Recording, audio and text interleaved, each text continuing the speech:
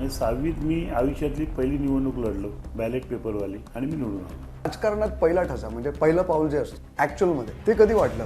मला 2002ला तिकीट मिळाली, 2002ला मी निवडून आलो. पण तुम्ही त्या काळात नोकरी पण करत होते, मग हे कसं मॅनेज? आपल्याला सांगतो, मला तर सांगितलं होतं, अरे शैलेश तू अभी नगरसेवक बन गया है, तू क्यों काम पे आता है, हम लोग तुम्हाला अटेंडन्स लगा देंगे. तुम्ही बोलू नाही, मला असं नको, मी येईन, काम करीन, माझी जबाबदारी पूर्ण करीन आणि मग मी कामाला जाईन. तुमची आणि बाळासाहेबांची काही भेट कधी झाली? प्रत्येकासाठी ती एक अस्मरणीय भेट असते. तुम्हाला आठवत आहे असं की बाळासाहेबांनी तुम्हाला मला बोलवलं? आठवते, म्हणजे असं होतं की त्यावेळेला मी एक साधा शिवसैनिक होतो. मग दादा बोलायचे, आपल्याला साहेबांकडे जायचे वाढदिवसाला, शैलेश सकाळी 7 वाजता. तर मला एकदम खूप आनंद झाला की आज साहेबांना भेटायला मिळणार, बघणार, साहेबांशी बोलणार. आणि स्वतः ते मी आणि ते गेलो, आम्ही बाहेरच उभा राहिलो. दादा अतिशय शिस्तबद्ध होते. त्यावेळेला महासाहेब सकाळी उठून त्या तुळशी वृंदावनाकडे आल्या. त्यांनी आम्हा दोघांना बघितलं. अरे दादा, तुला सकाळी लवकर तू आलास, साहेब तर 11 वाजता होतो ना खाली. त्याला वहिनी काय नाही, आम्ही थांबू इथे. हे नाही आतमध्ये बस. ती माझी पहिली मातोश्रीमधली एंट्री होती. क्या बात आहे. मागच्या 5 वर्षामध्ये आपण जे पाहिलं, एका पक्षाचे 2 पक्ष होणे, कारण दुःख झालं. कारण कशी होती की त्यांच्याबरोबर आम्ही कामं केली होती. दुःख झालं, परंतु रागही तेवढा झाला. आणि आता आम्ही त्याच संधीची वाट बघतोय की ह्या लोकांना धडा शिकतो. हॅलो, हाय, कसं काय? मी RJ. Amol, telecast with RJ. Amol या पॉडकास्टमध्ये तुम्हा सगळ्यांचं स्वागत. यशाची गाथा लिहिणारे अनेक जण असतात, वाट पाहणारे अनेक जण असतात, वाट काढणारे अनेक जण असतात.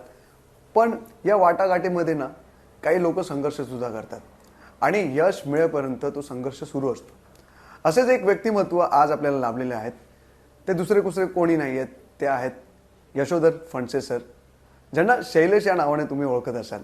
जी मी आता आहे वर्सोवा वॉर्ड क्रमांक 59 या वॉर्ड क्रमांकामधून यंदासुद्धा त्यांनी विजयाचा मशाल घेऊन ते फिरत आहेत. आणि ही मशाल जी आहे ती 16 तारखेला आपल्याला दिसेल का इथे पेटलेली, ह्याच विषयावरतीचा आजचा पॉडकास्ट आहे. आजचे गेस्ट आहेत प्रमुख पाहुणे आपले. सर, काय म्हणू तुम्हाला, यशोधर म्हणू की शैलेश म्हणू? लोक सगळे मला प्रेमाने शैलेशच बोलतात. हां, बऱ्याच लोकांना माहीत नसलं की माझं खरं नाव यशोधर आहे करून. त्यामुळे मतपत्रिकेमध्ये सुद्धा दरवेळेला मी यशोधर कंसात शैलेश लिहितो, शैलेश फणसे. कोण आहेत यशोधर शैलेश फणसे? म्हणजे यशोधर फणसे हे कोण आहेत, आम्हाला जाणून घ्यायला आवडेल. हे मुळात कुठले आहेत, त्यांचा फॅमिली बॅकग्राऊंड काय, ते कुठून आलेले? माझा जन्म तसा अंधेरीतलाच, म्हणजे मुंबईतलाच, वाडी हॉस्पिटलमध्येच माझा जन्म झाला, परळच्या. आणि मी लहानाचा मोठा अंधेरीलाच झालो. शाळेत पण अंधेरीमध्ये शिकलो. आमची शाळा विद्या विकास, त्या शाळेमध्ये ती शाळा ज्यांनी स्थापन केली डॉक्टर भाल पाटील, ते सुद्धा नगरसेवक होते. आणि त्यांनी त्यावेळेला शाळेमध्ये आम्हाला ट्रेन केले असं म्हणेन मी. आमची अशी राज्यसभासारखी विद्यार्थी सभा असायची, लोकसभासारखी. आणि मग त्यावेळेला प्रत्येक वर्गात निवडणूक व्हायच्या, बॅलेट पेपर. त्यावेळेला ते आमचे हे आल्या ईव्हीएम मशीन तिकडे पण घोळ झाला असता. नाही, पण ते त्यांनी मग असं वर्गातनं प्रत्येक वर्गातनं एक प्रतिनिधी निवडायचा, ते पण बॅलेट पेपरवरती. आणि तुम्हाला आज मी सांगतो, त्यावेळेला 6वीत होतो मी. आणि 6वीमध्ये मला सगळ्यांचं नाही की शैलेश तूच उभा राहा. आणि 6वीत मी आयुष्यातली पहिली निवडणूक लढलो, बॅलेट पेपरवाली, आणि मी निवडून आलो. क्या बात आहे. त्यामुळे त्यावेळेला जे शिक्षण जे आम्हाला दिलं, त्यातली अनेक गोष्टी आहेत. म्हणजे आमची एक विद्यार्थी सभा भरायची, मग आम्ही बोलायचो. स्वतः डॉक्टर भाल पाटील आम्हाला सांगायचे कसं बोलायचे, कसं मुद्दे मांडायचे, थोडक्यात कसं बोलायचं. ओरडायचे, जास्ती लेंदी बोलत नाही, थोडक्यात बोल. ते शिकवायचे आम्हाला, आमच्याकडे चुका सांगायचे. मग कधी सांगायचे तुमच्या काय अडचणी आहेत, त्या अडचणी बघा तुम्ही, मला सांगा. पण ते विद्यार्थी सभेच्या माध्यमात सांगा. आमचा एक अध्यक्ष असायचा, जसं आता महापौर असतात महापालिकेमध्ये, लोकसभामध्ये लोकसभा अध्यक्ष असतात, विधानसभेमध्ये सुद्धा अध्यक्ष असतात. ते असे आम्ही निवडायचो, मग तो बसायचा आणि मग आम्ही त्याच्याबद्दल बोलायचो. एकदा मी डिमांड केलं की नाही, फळ्याचा रंग आहे तो चमकतो, आम्हाला दिसत नाही. मुलं सांगायची कोपऱ्यामध्ये बसतो, आम्हाला दिसत नाही, तो रंग काम करून द्या. काही म्हणाले पावसाचे दिवस गेले, आता मच्छर खूप वाढलेत, वर्गात जाळ्या लावून द्या. अशा सगळ्या मागण्या आम्ही करायचो. ओके, म्हणजे शालेय शिक्षण घेताना तुम्हाला ते राजकारण जे आहे त्याचा ओढ लागला, बरोबर? समाजकारण, मी राजकारण म्हणण्यापेक्षा समाजकारण म्हणेन की असं काही काही मुद्दे मुलांची असतात. मग त्यावेळेला असं होतं की आपले बाथरूम असतात ते अस्वच्छ असायचे. मग आम्ही सांगायचो की ते करून घ्या, कलर करून घ्या, अंधार वाटतो, लाईट लावा. एक मागणी मी केली होती, आम्ही त्या मुलांनी सगळ्यांनी सांगितलं की आता आपण 6वीत आहोत, आपण हाफ पॅन्टमध्ये चांगलं दिसत नाही, आपण फुल पॅन्ट पाहिजे. हा विषय मी मुद्दामून तुम्हाला सांगतो, ट्रेनिंग कसं मिळतं ते. मी म्हटलं की नाही आम्हाला फुल पॅन्ट पाहिजे, सगळ्यांनी सांगितलं. मी प्रस्ताव मांडला, तर त्याच्यावर अनेक प्रस्ताव होते, सगळे मंजूर झाले. पण ते म्हणाले की हा प्रस्ताव आम्ही तुमचा मंजूर नाही करणार. 6वीचा विद्यार्थी सभा संपल्यावरती मला बोलवलं आमच्या सुप्रियांनी. बघ शैलेश, ही मागणी मी मान्य नाही करणार. मला बोलले बघ, युनिफॉर्म असतो, गणवेश आहे. जर घालायची तर सगळ्यांनी फुल पॅन्ट घालायला पाहिजे. बरोबर. तू कधी मुलांचा विचार केलास का की सगळ्यांनाही फुल पॅन्ट परवडेल का? त्यावेळेला तसं तर खूप फी आम्हाला 5 रुपये होती 5वीला, 6वीला 5.5 रुपये होती. अशा परिस्थिती होती त्यावेळेला. बोले एवढी फी असताना सुद्धा तुझ्या वर्गामध्ये 5 जण नादारीचा फॉर्म भरतात. नादारी म्हणजे फी माफीचा, त्यावेळेला नादारी बोलायची. उत्पन्न कमी आहे, तू मागणी करतोयस फुल पॅन्ट पाहिजे. तुम्ही एकदम, ते बिचारे काय बोलत नसतील, त्यांना प्रश्न पडला असेल की आई वडिलांकडे कशी आपण फुल पॅन्ट मागायची, हे पैसे कुठून आणणार आई बाबा. पण तुमच्या झुंडशाहीमध्ये, असे बोलले, झुंडशाहीमध्ये ते बिचारे गपचूप गरीब आहेत, ते गपचूप बसलेत. तू त्यांचा विचार कर आणि आयुष्यात नेहमी ह्या गोष्टीचं लक्षात ठेव, कोणतीही मागणी करताना बरोबर सगळ्यांचा विचार करायचा. त्यामुळे ते मला एक चांगलं बाळकडू मिळालं. शिक्षणात आलं, मी वर्गात आलो आणि वर्गात आल्यावरती मी लोकांना सांगितलं, सगळ्या मुलांना, मला ते पटलं होतं की हे बरोबर आहे. बरोबर. मी मुलांना येऊन सांगितलं की नाही सगळ्या झाल्या पण ही नाही. असं कसं, तू कसं मान्य केलं करून? मायावरती एकदम सगळे एकत्र आले. तू बोललं मी आता तुमच्यासमोर सांगू शकत नाही, परंतु मी मान्य केलं की नाही करायचं. मग त्याच वेळेला एक पिक्चर आला होता, नमक हराम, मला अजून आठवतंय. त्या पिक्चरमध्ये एक गाणं होतं, आमचा आहे ना तुमचा आहे, ये मालिक का चमचा आहे, असं एक गाणं होतं. त्याच गाण्यावरती मुलं बोलायला लागली, आमचा आहे ना तुमचा आहे, हा प्रिन्सिपलांचा चमचा आहे. म्हणजे अशा पद्धतीने आपण सहन करायला लागलो. जे आता ट्रोल होत आहे ते त्यावेळी पण ते होतच सोशल मीडिया. त्यामुळे मी तो अपमान सहन केला, मी काय बोललो नाही. सगळी मुलं एकत्र होती. मग मी एकेकाला समजावून सांगितलं की बाबा आपल्या वर्गामध्ये 5 मुलं आहेत, ते 10,000चा फॉर्म भरतात, त्यांना हे परवडणार नाही. आणि मला हे पटलं. ते जाऊन आई वडिलांकडे मागतील आणि उगीच ते कुठे कर्ज काढतील नाही काढतील, तर त्यामुळे आपण असं गोष्टी करू नये हे मला सांगितलं, मला पटलं. त्यामुळे पुढे आयुष्यात मला राजकारणामध्ये याचा खूप फायदा झाला. ॲक्च्युली तुम्ही जाणत्यात, तुम्हाला कळत आहे की ही परिस्थिती आहे, त्या परिस्थितीला लोकांना सांगणं थोडंसं कठीण जात आहे, पण तुम्हाला आता कळत होती लहानपणापासूनच. फॅमिलीमध्ये कोण कोण होतं, म्हणजे तुमचे आई बाबा?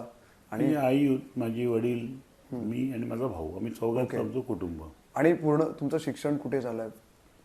मी तसं शालेय शिक्षण माझं विद्याविकासमध्ये झालं. त्याच्यानंतर मी 12वीला इस्माईल युसूफ कॉलेजमध्ये होतो, तिथे गेलो. आणि त्यावेळेला एक मला पॅशन होतं की बोटीवर काम करायचं, शिपवर जायचं, मर्चंट नेव्हीमध्ये जायचं. माझे एक नातेवाईक होते, ते रेडिओ ऑफिसर्स होते. रेडिओ ऑफिसर म्हणजे बोटीचा आणि लँडचा संबंध. आता तर मोबाईल आले, सॅटेलाईट हे आले, त्यावेळेला मोर्स कोड होतं. मोर्स कोड, रेडिओ टेलिफोनी असं त्यावेळेला, त्यामुळे रेडिओ ऑफिसर त्याला खूप मान होता. 2000 सालापासून तो रेडिओ ऑफिसरचा कोर्स बंद झाला. बोटीवर सुद्धा आता रेडिओ ऑफिसरची गरज नाही, कारण ते मोर्स कोड टा theta theta theta theta theta theta असे जे सिग्नलिंग ओके. ते होतं. मी बोललो बोटीवर जायचं तर आपण रेडिओ ऑफिसर बनायचं आणि बोटीवर जायचं. म्हणून मी सेंट जेवियर्सला माहीमला मी ॲडमिशन घेतलं. मला ॲडमिशन मिळालं आणि मी तो कोर्स कम्प्लीट केला. मेन टाईम तसा तो कोर्स खूप कठीण होता. 4% रिझल्ट पूर्ण देशात लागायचा. ओ. ते पण सेकंड क्लास. त्याच्यामध्ये फर्स्ट क्लास असतो, त्याच्यावरती परत जनरल क्लास असतो. इंग्लंडला मँचेस्टरला गेलो तर 9 महिन्यामध्ये तुम्ही क्लास अटेंड करायची. 9व्या महिन्याला तुम्हाला जनरलचं सर्टिफिकेट द्यायचे. हो. पण इकडच्या परीक्षा आपल्या देशातल्या खूप कठीण होत्या आणि त्यामुळे मी सिग्नलिंग वगैरे सगळं पास झालो, पण प्रॅक्टिकलमध्ये मला मार्क कमी मिळाले. तिथे 50% पासिंग मार्क होता. असं ते कमी मिळाल्यामुळे मला पुन्हा परीक्षा द्यायला लागली. आणि मीन टाईम माझ्या वडिलांची पण तब्येत बिघडली. वडील माझे 84ला एक्सपायर्ड झाले. मग मला घरची जबाबदारी आल्यामुळे मला कामाला लावायला लागलं. मी गोल्डन टोबॅकोमध्ये 25 वर्ष नोकरी. ओके. मी नगरसेवक असताना सुद्धा कामाला जायचो. हो. मला ते सांगायचे की बरं नाही बोललो, नाही बोललो, नोकरी पहिली. बरोबर. जबाबदारी. नगरसेवक 5 वर्षाचा आहे, पुढे माहीत नाही काय होईल. फॅमिलीची पण जबाबदारी. 3 वेळा मी नगरसेवक झालो हां. आणि त्यावेळेला मी कामाला जायचो. शेवटी 2010ला ती कंपनी बंद झाली तेव्हा मी बाहेर पडलो. ओके. म्हणजे 2002ला मी नगरसेवक झालो आणि 2010ला ती कंपनी, म्हणजे 8 वर्ष मी नगरसेवक असताना सुद्धा कामाला जायचो. सर, मला तुम्ही आता बघा, तुम्ही संघर्षही केला आहे. लहान अगदी 6वीत असतानाच तुम्हाला समाजकारण करण्याची इच्छा होती. ती कुठे ना कुठे तुम्हाला एक पाऊल पुढे पडायचं होतं.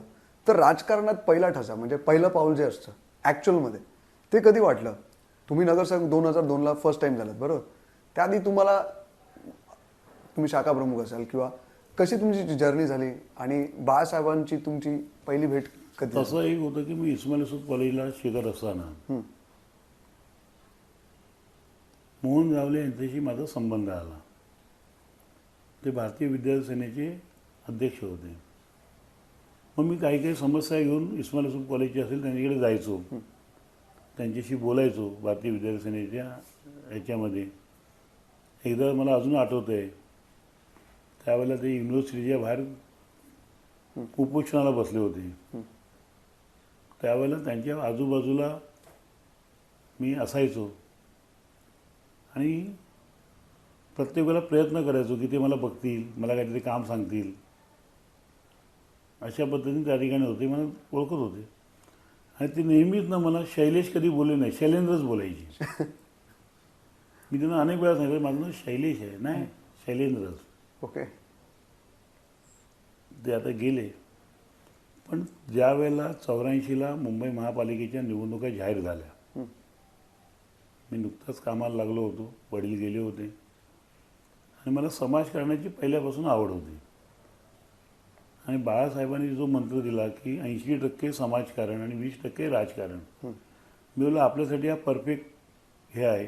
साहेबांचे मुद्दे, अनेक मुद्दे मला आवडायचे, त्यांची भाषणं आवडायची. माझा आजोळ दादरला शिवाजी पार्कला, त्यामुळे तिथे गेलं ते एक वातावरण वेगळं, शिवाजी पार्कचं वातावरण वेगळं होतं. म्हणजे शिवाजी पार्कचा माझा संबंध खूप हे होता की मी सायकल पण शिवाजी पार्कला शिकलो, क्रिकेट पण मी त्या शिवाजी पार्कात खेळायचो आणि स्विमिंगसुद्धा मी दादरला महात्मा गांधी जो स्विमिंग पूल आहे महापालिकेचा शिवाजी पार्कला, तिथेच शिकलो. म्हणजे अगदी जवळ. मला ते वातावरण आवडायचं, एक चांगलं वातावरण. त्याचाही परिणाम माझ्यावरती झाला.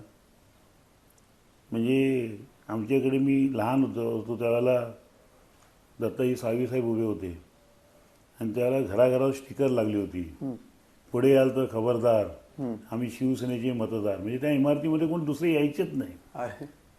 तो दबदबा होता. म्हणजे त्यावेळी तो दबदबा होता. त्या आर्थिक बिल्डिंगमध्ये जिथे मी राहायचो त्या बिल्डिंगमधले सगळं वातावरण असं पूर्ण शिवसेनामय होतं. ओके. म्हणजे त्या बिल्डिंगची पूजा असताना सुद्धा जो मुंबईचा महापौर असतील त्या पूजेला यायचे वा वा वा. एवढं ते संबंध होते. त्यामुळे ते एक वेगळे होतं.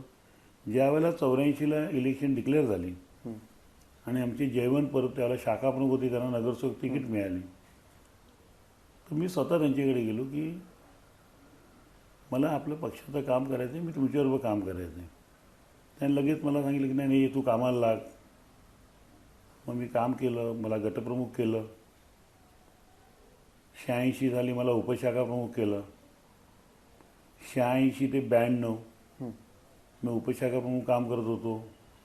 फक्त माझ्या विभागाची नाही, पूर्ण शाखेची सुद्धा जबाबदारी कार्यक्रमाची मी घेत होतो. हां. त्यामुळे जयवंत परब नेहमी मला मदत करायची, मला काम सांगायची, मी काम करायचो. मला आवडायचं, कोणी काम सांगितलं ते काम कसं पूर्ण होईल ते मी करायचा प्रयत्न करायचो. 92 साली मी शाखा प्रमुख झालो. 92ला मी शाखा प्रमुख झालो, म्हणजे 6 वर्षांनी.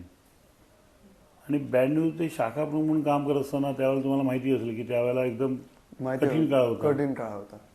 त्यावेळेला गुंडगिरी हे खूप चालायची, दाऊद वगैरे. पण या बाबतीमध्ये माझ्या आईने मला नेहमी सपोर्ट केला हां.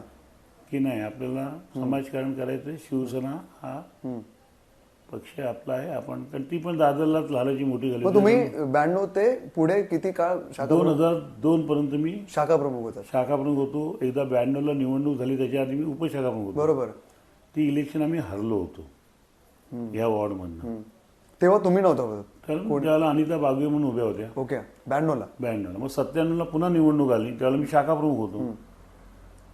हा वॉर्ड लेडीज झाला. मग अनिता बागवे पुन्हा एकदा झालेला पराभवाचा बदला घेण्यासाठी पुन्हा उभ्या राहिल्या. मग आम्ही सगळ्यांनी मेहनत केली, म्हणजे मी एकट्याने म्हणणार नाही, सगळी आमची टीमवर्क, साहेबांचा आशीर्वाद यामुळे अनिता बागवे निवडून आल्या. वा. 2002 पर्यंत त्या नगरसेविका होत्या. मग हा वॉर्ड ओपन झाला. त्यावेळेला उद्धव साहेब होते, त्यांनी जस्ट बघायला सुरुवात केली होती, साहेब होते.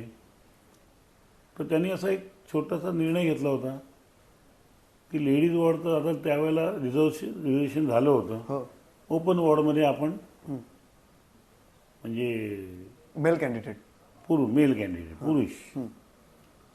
मग त्यावेळेला मला 2002ला मला शाखा प्रमुख घ्यायचा असल्यामुळे या विभागाचा, त्याच्यानंतर मी 98ला उपविभाग प्रमुखही झालो होतो.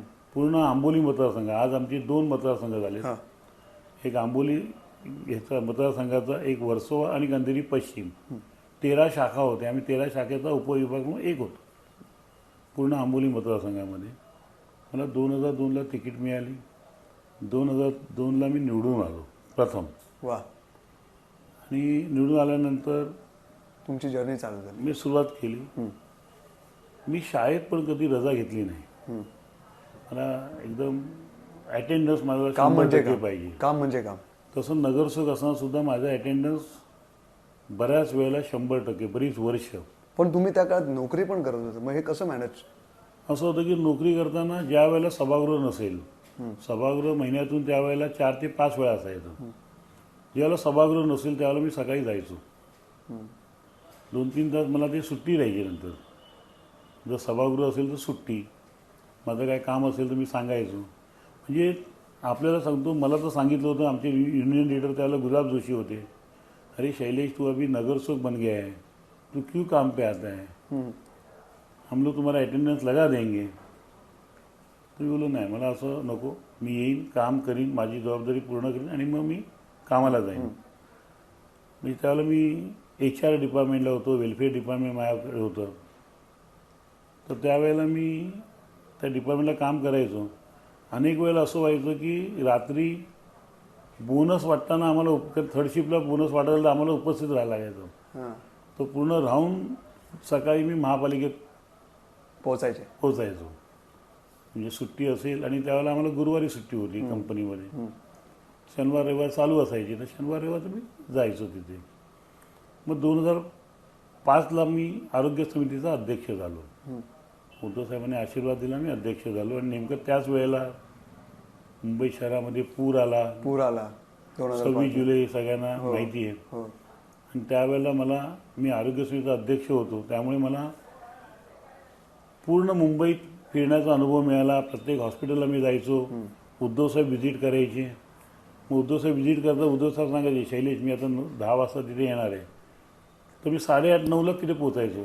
डीनकडे जायचो, MS कडे जायचो आणि त्यांच्याशी बोलायचो आणि तयारी करायचो. आणि त्यावेळेला साहेबांनी खूप मदत केली. गोळ्या औषधं सगळं साहेबांनी उपलब्ध केली. ती वाटायची जबाबदारी मी घेतली. वाटायचो आम्ही त्यावेळेला सगळेच तसं होतं. 2005ला अजून एक घटना घडली. जयवंत परब आमचे नारायण राणे यांच्याबरोबर काँग्रेसमध्ये गेले. आता प्रश्न असा झाला की ते माझी तो म्हणजे आणि मेंटॉर ते मार्गदर्शक. तेव्हा बाळासाहेब ठाकरे होते. मग खूप मोठा झटका लागला असेल कारण जयवंत परब हे खूप तसं या ठिकाणचं नावाजलेलं नाव हो. होतं. मोठे होती व्यक्ती, आमचे गुरु होते. आजही मी लोकांना अभिमान सांगतो की माझे ते गुरु, माझे मेंटॉर, मला या राजकारणामध्ये खूप काही सांगायचे ते. पण मी एक बघितलं, शेवटी मी एक निष्ठावंत शिवसैनिक आहे. मी बाळासाहेबांबरोबरच राहणार. पण तुम्हाला ऑफर होती की ये म्हणून? ऑफर खूप त्यांनी म्हणजे प्रेमाने सांगितलं, धमकावून सांगितलं, सगळ्या गोष्टी केल्या. मी बोललो तुम्ही काही म्हणा, हां, मी तुमच्याबरोबर येणार नाही. क्या बात आहे. मी साहेबांबरोबरच राहीन, बाळासाहेबांबरोबरच राहीन. आणि मी राहिलो. म्हणजे बरेचशी लोक माझ्या जवळची लोक पण सोडून गेली होती, परंतु मी राहिलो. मी बोललो मी राहणार, मी जाणार नाही. त्यावेळेला सुद्धा माझ्या आईने सांगितलं शैलेश बघ बाळासाहेबांना सोडायचं नाही. मी बोललो मी तर निर्णय घेतला नाही सोडणार. म्हणजे घरातनं सुद्धा मला तो सपोर्ट होता. सपोर्ट होता. भाऊ आता माझा तुमची लहान आणि होता. बाळासाहेबांची काही भेट कधी झाली? कितींदा आणि तुम्ही भेटलात? मी अनेक वेळा भेटलो. अनेक वेळा भेटलात. असं आहे की ज्यावेळेला पहिली भेट ही प्रत्येक कार्यकर्त्याला किंवा प्रत्येकासाठी ती एक अस्मरणीय भेट असते. तुम्हाला आठवत आहे असं की बाळासाहेबांनी तुम्हाला मला बोलवलं आठवतंय की म्हणजे असं होतं की त्यावेळेला मी एक साधा शिवसैनिक होतो. आणि त्यावेळेला इथे दादा वेटपाटक आमचे विभाग प्रमुख होते, आमच्या जवळच राहायचे. आणि अनेक वेळेला मी त्यांना माझ्या मोटरसायकलवर बसून घेऊन जायचो. त्यावेळेला मोटरसायकल माझ्याकडे होती, मी कामाला होतो त्यावेळेला. आमच्याकडे मोटरसायकलची एक स्कीम आली होती आणि सगळ्या कामगारांना मोटरसायकल वाटल्या होत्या. आम्हालाही त्यावेळेला ती अतिशय स्वस्तात मिळाली होती. त्या मोटरसायकलवर मी आणि दादा आम्ही नेहमी फिरायचो. दादा सांगायची विभागाची मिटिंग आज सांताक्रूजला आहे, चल माझ्याबरोबर. तुम्ही जायचो.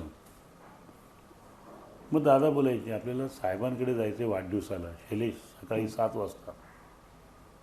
तर मला एकदम खूप आनंद झाला की आज साहेबांना भेटायला मिळणार, बघणार, साहेबांशी बोलणार. आणि स्वतः ते मी आणि ते गेलो, दोघंच आम्ही त्यावेळेला बंगल्यावर गेलो. सकाळी मातोश्री त्याला जुनी मातोश्री होती, बाहेर वृंदावन होतं. आम्ही बाहेरच उभा राहिलो. दादा अतिशय शिस्तबद्ध होते, अतिशय कडक स्वभावाची. तुला शैलेश जो पण आपल्याला आतमध्ये बोलवत नाही आपण आतमध्ये जायचं नाही, तुला इथे उभं राहायला लागेल. म्हणजे दादा मी सुट्टीच घेतली आहे आज, कारण माझ्याकडे हा मोठा दिवस आहे. काम न चुकणारा व्यक्ती त्या दिवशी सुट्टी बाळासाहेबांसाठी फक्त. 23 जानेवारी मला वाटतं 85 वगैरे असेल किंवा 86 असेल. त्यावेळेला महासाहेब सकाळी उठून त्या तुळशी वृंदावनाकडे आल्या. त्याने आम्हा दोघांना बघितलं. त्यावेळेला आम्ही दोघंच तिथे पहिले पोचलो होतो. सगळ्या 7:30-8चा वेळ असेल. महासाहेब दादांना ओळखत होते. अरे दादा एवढ्या सकाळी लवकर तू आलास? साहेब तर 11 वाजता उतरणार खाली किंवा 10च्या पुढे उतरतील. त्याला वहिनी काय नाही आम्ही थांबू इथे. हे नाही आतमध्ये बस. ती माझी पहिली मातोश्रीमधली एंट्री होती. क्या बात आहे. त्यावेळेला मला दादा घेऊन गेले. आता थोडंसं याच्यानेच बसलो. त्याची एक भीती होती, म्हणजे आदरयुक्त भीती. अशी भीती म्हणजे आदरयुक्त भीती. त्यांच्याशी तिथे बसलो. मग साहेब आले. मग त्यांना आम्ही एक छोटा पुष्पगुच्छ म्हणून कसं दादा वेटपाटक एक गुलाबाचं फूल घेऊन जायचे, एक त्यांचं आणि एक माझं, असं आम्ही ते गुलाबाचं फूल दिलं. पेढी त्यांच्यासमोर ठेवली. त्याने हात लावला. मला मी पाया पडलो. आणि ते त्यांचं एक होतं की पाया पडल्यावर त्याची पाठीवर थाप मारायची, शाबासकीची, म्हणजे आशीर्वाद वेगळी पद्धत त्यांची होती. ती मी अनेक वेळा नंतर पुढे सुद्धा मी बघितलं. तर त्यावेळेला तो पहिल्यांदा माझ्या पाठीवर त्यांचा हात, तो आशीर्वादाचा, ते आजही मी विसरू शकत नाही. आणि शेवटची भेट तुम्हाला आठवते? शेवटची बाळासाहेब असताना, साहेब आजारी असताना सुद्धा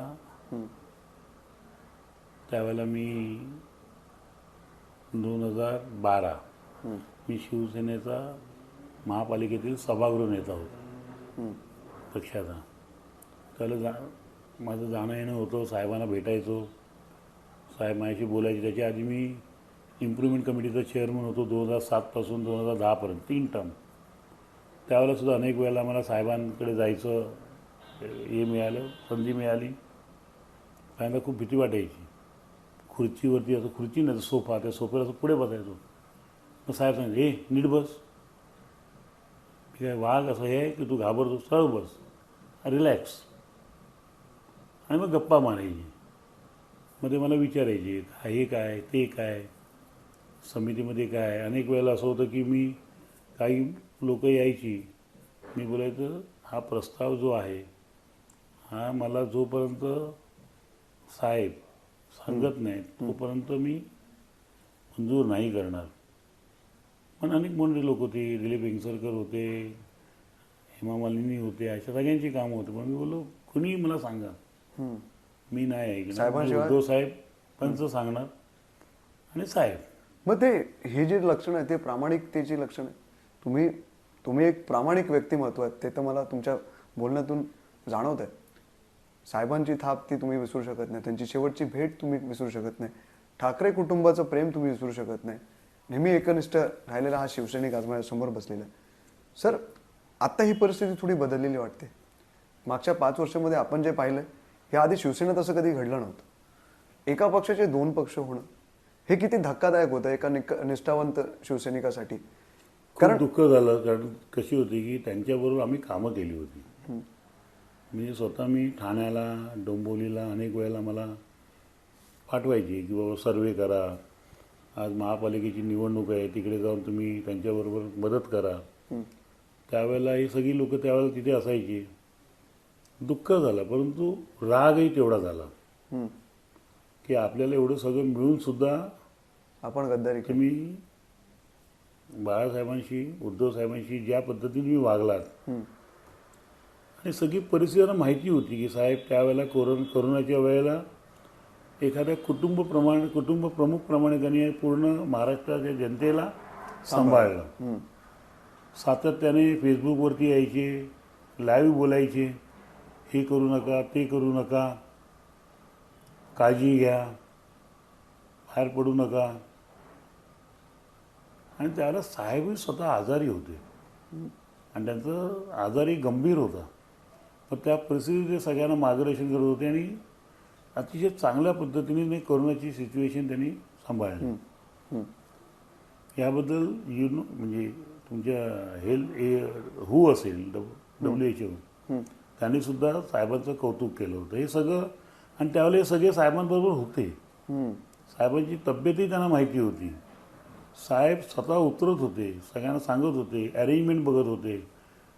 तुमचं करोनासाठी म्हणून स्पेशल जी जागा हे गेले होते त्यावेळेला, करोना सेंटर्स, त्याचं स्वतः जातीने लक्ष घालून ते काम बघत होते.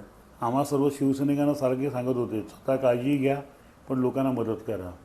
आम्ही सगळे ते कामं करत होतो, म्हणजे अतिशय काळजीपूर्वक ते काम करत होते. आणि ह्या परिस्थितीत त्यांना सोडून जाणं आम्हा निष्ठावंत शिवसैनिकांना अजिबात आवडलेलं नाही. आणि आता आम्ही त्याच संधीची वाट बघतोय की ह्या लोकांना धडा शिकवायचा. धडा म्हणजे निवडणुकीमध्ये दाखवून द्यायचं नाही. पण हा धडा शिकवण्यापेक्षा ह्या 2 शिवसेना आपसात एक लढा देत आहेत असं नाही दिसत.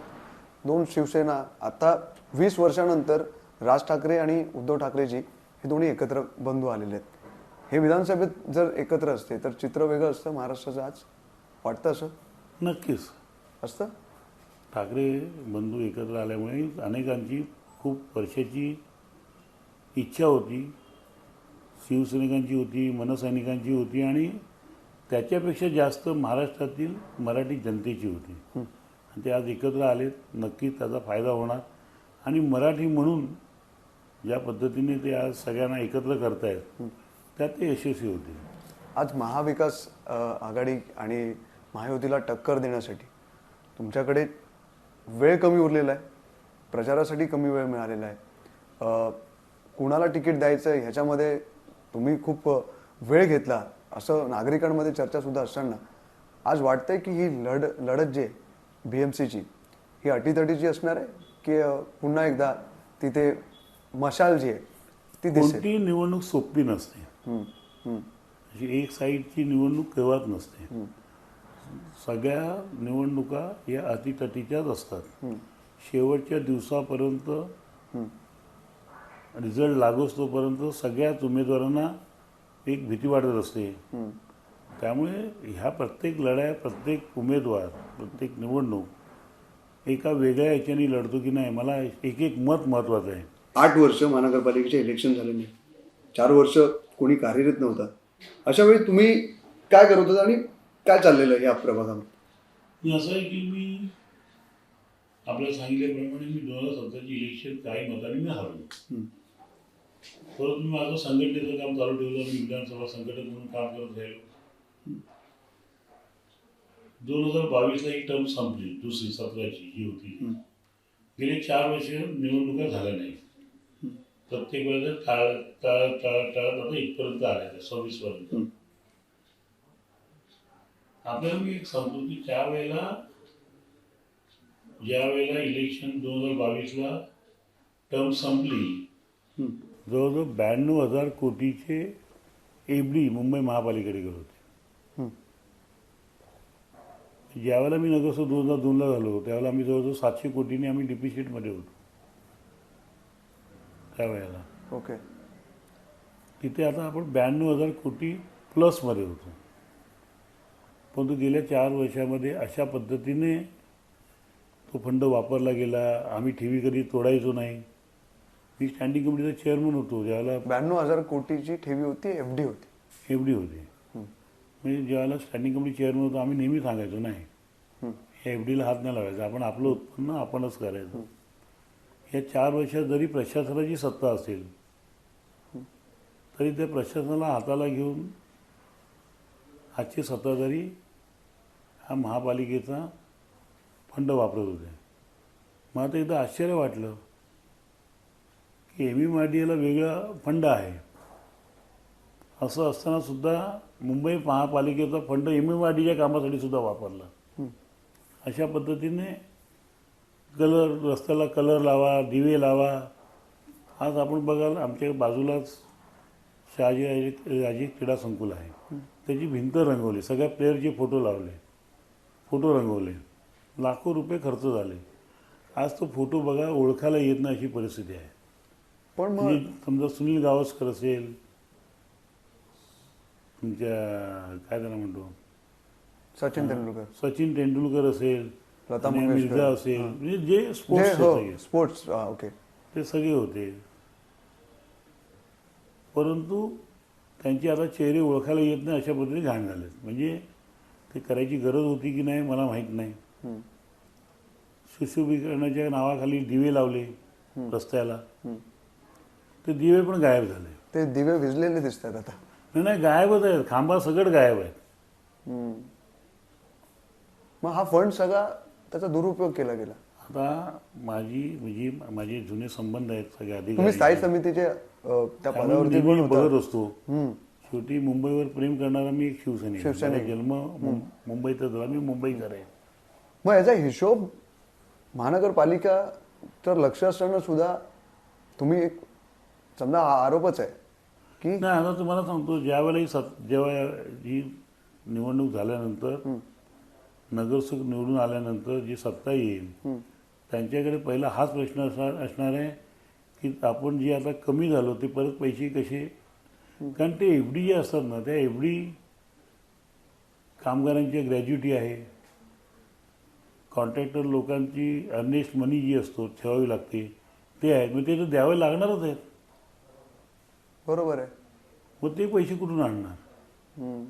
म्हणजे पुन्हा आपण कर्जात जाणार की काय, पुन्हा डिपिशिटमध्ये जाणार की काय, का मुद्दामून या मुंबई महापालिकेला डिपिशिटमध्ये आणायचं अशी शंका घेण्यासारखा विषय आहे. कारण अनेक महापालिकांपेक्षा पूर्ण मुंबईत नव्हे तर भारतात मुंबई महापालिका एक श्रीमंत महापालिका म्हणून ओळखतात. कारण का ते असे, तुम्हाला सांगतो, कोस्टल रोड जो उद्धव साहेबांच्या संकल्पनेतून झाला त्या कोस्टल रोडच्या सुद्धा साठी जो 12,000 कोटीचा खर्च होता तो खर्च एकही रुपया कर्ज न घेता महापालिकेने आपल्या फंडातून बांधला. क्या बात आहे. त्यावेळेला त्यांनी फंजिबल FSI ते जे पैसे येत होते त्याच्यावरती एक कॅप लावली की हा पैसा फक्त कोस्टल रोडलाच वापरायचा आणि काही वर्षात तो 12,000 कोटीचा फंड जमा झाला आणि कोस्टल रोड पूर्ण झाला. त्यामुळे त्याच्यावरती बघा तुम्ही टोल टॅक्स नाही आहे, टोल नाही आहे. त्यावेळेला उद्धव साहेब बोलले होते की हा आमच्या निधीतून होणार, याला ना राज्य सरकारने मदत केली ना केंद्र सरकारने मदत केली, परंतु आम्ही आमच्या महानगरपालिकेच्या निधीतून तयार झालो. आज समजा अशी परिस्थिती आली, आता तिकडे शिंदे गेलेत, शिंदे आणि त्यांची युती आहे, पण तिथे पण आपण बघतोय की लोक नाराज आहेत, बंडखोरी करताना दिसलेत. अनेक लोक आता अपक्ष म्हणून उमेदवार म्हणून देखील निवडणुकीच्या रिंगणात आहेत. तर अशा वेळी समजा BJPचे काही नगरसेवक कमी पडले आणि त्यांनी शिंदेंना नाही घेतलं आणि इथे उद्धव ठाकरे आणि राज ठाकरे आणि तुमची महाविकास आघाडी ह्यांना गरज भासली आणि शिंदेंना इकडे येऊ वाटलं तर संधी मिळेल त्यांना, त्यांच्या पक्षाला. तुम्ही BMC मध्ये तुम्ही ते बोलता ते खरं आहे. हां, आता माझ्या वॉर्डमध्ये जिथे मी निवडणूक लढवतोय त्या वॉर्डमध्ये BJPचाही उमेदवार आहे, अधिकृत उमेदवार आहे, पण त्याच्यासमोर शिंदे गटाचे या विभागाचे विभाग प्रमुख ते सुद्धा बंडखोरी करून उभे आहेत. काँग्रेसचा सुद्धा उमेदवार आहे, पण काँग्रेसमध्ये तिकीट नाही मिळाली म्हणून एक उमेदवार दुसऱ्या पक्षाचा अपक्ष झेंडा घेऊन सरळ पक्षात ओके ओके तोही उभा आहे. 11 उमेदवार आहेत, अनेक लोक बंडखोर, म्हणजे ना आमच्या पक्षात सुद्धा एक उमेदवार आहे. आम्ही ज्या वेळेला उद्धव साहेबांकडे गेलो त्यावेळेला उद्धव साहेबांनी आम्हाला विचारलं तुमचा कोण तुम्ही ठरवा. तर आम्ही सगळ्यांनी एकमुखाने सांगितलं की नाही, तुम्ही सांगाल तो उमेदवार, एकही जण बंडखोरी करणार नाही. तरीसुद्धा बंडखोरी झाली, परंतु आता सगळ्यांना कळेल की आपली काय ताकद आहे ती. आमदारकीच्या वेळेला पण तुम्हाला सांगतो मी इच्छुक होतो, 4 होतो आम्ही, 5 जण होतो. एक तिकीट एकाला मिळाली. आम्ही साहेबांना शब्द दिला होता की ज्याला तिकीट द्याल त्याला आम्ही निवडून आणणार. त्या पद्धतीने आताचे जे आमदार आमचे अरुण खान आहेत त्यांचं आम्ही काम केलं. ज्यांनी त्यांनी बंडखोरी केली, परंतु मी निष्ठावंत म्हणून काम केलं. कारण मी त्यावेळेला माझी तब्येत बरी नव्हती, पायाला ऑपरेशन झालं होतं, तरीसुद्धा नियोजन करण्याचं काम, प्रचाराचं प्रमुख म्हणून त्यावेळेला मी काम केलं होतं.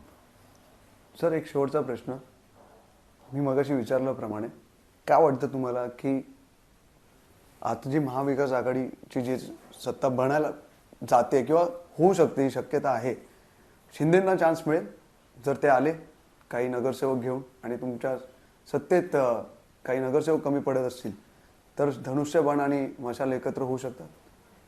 तुम्हाला मी सांगतो, हा निर्णय खरं म्हणजे उद्धव साहेब घेतील, ह्याच्यावर मी भाष्य करण्यासारखं नाही आहे. पण एक प्रामाणिक शिवसैनिक म्हणून किंवा एक निष्ठावंत की तुम्ही त्यांना माफ कराल, आपलेच माणसं होते म्हणून? नाही, माफ करणं एवढा मी काही मोठा नाही.